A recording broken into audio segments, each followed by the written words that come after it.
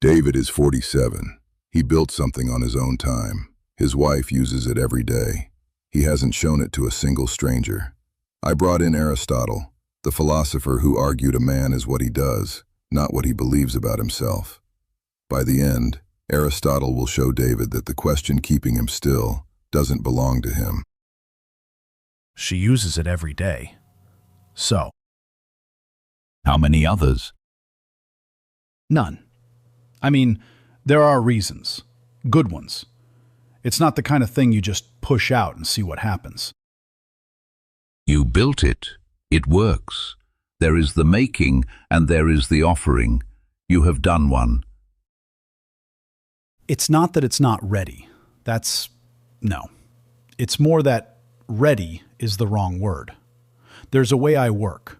You don't push something live until you've found every way it can fail. That's not fear. That's how you build something that holds.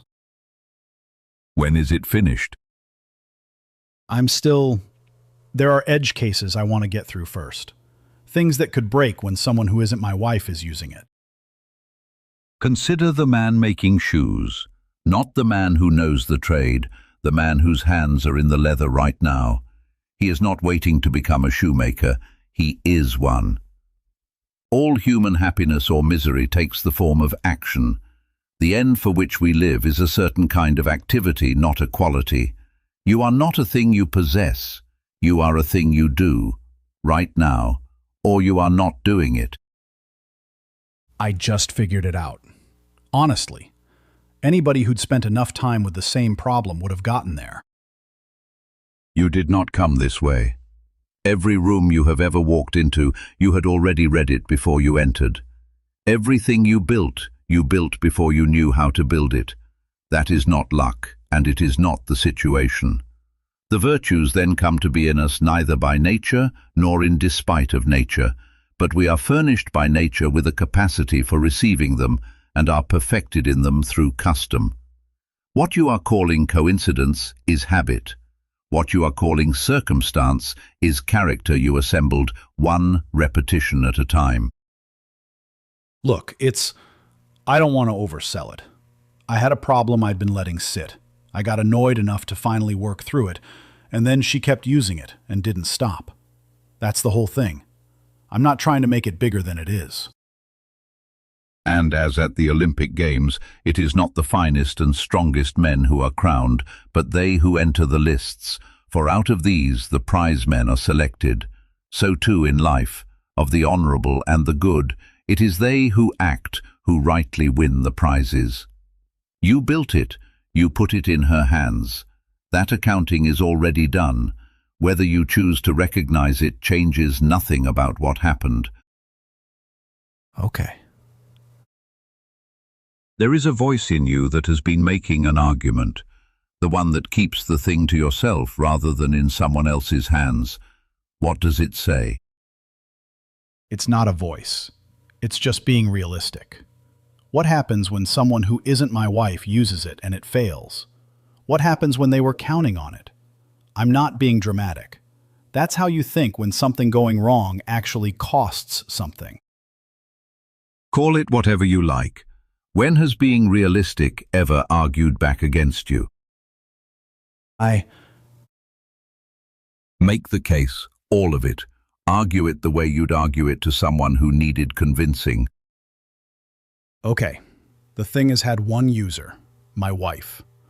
In a situation where if something breaks, I can fix it before she notices a problem. I don't know how it behaves at scale. I don't know what it does with different systems, different habits, different people who use it in ways I haven't thought of yet. And if I put it out and it fails, for someone who came to it specifically because they needed it to work, that's not nothing. That's a person who trusted something I made. There's a version of this where I ship it too early, and I can't walk that back. I would rather be slow than be that. That is not something I'm going to apologize for. You argued that well. Ha. Yeah. I just made the case against myself, didn't I? What is this thing for? There's a kind of person who doesn't have what I had when I was figuring it out. The time, maybe. Or just Someone who already knows how it's done wasn't in the room. They hit the same wall I hit, and they stay there. That's who I built it for. Then there is the thing you have made, and there is the separate act you have not yet performed. And there is perhaps no unimportant difference between conceiving of the chief good as in possession or as in use, in other words, as a mere state or as an activity. Having built it is finished. That work is complete. What remains is not a continuation of that work, it is different in kind, not larger, not harder, different. Building ends with something in your hands. Offering ends with something in someone else's. A man who makes things for others must eventually offer them. That is what making is for. Presence, depth, self-mastery. David spent this conversation making the best possible case against himself, and didn't know he was doing it until the argument was over. What Aristotle revealed wasn't a fear of failure. It was something older and quieter.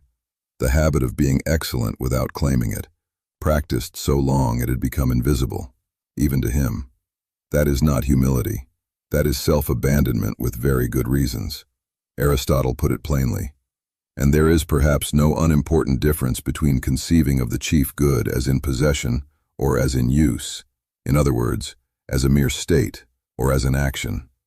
This channel exists for the men who recognize themselves somewhere in this conversation, the ones who have made something no one else has seen yet, and who have a very thorough explanation for why that's still true. If that's you, subscribe, leave a comment. There's more work to do. StillWater Man.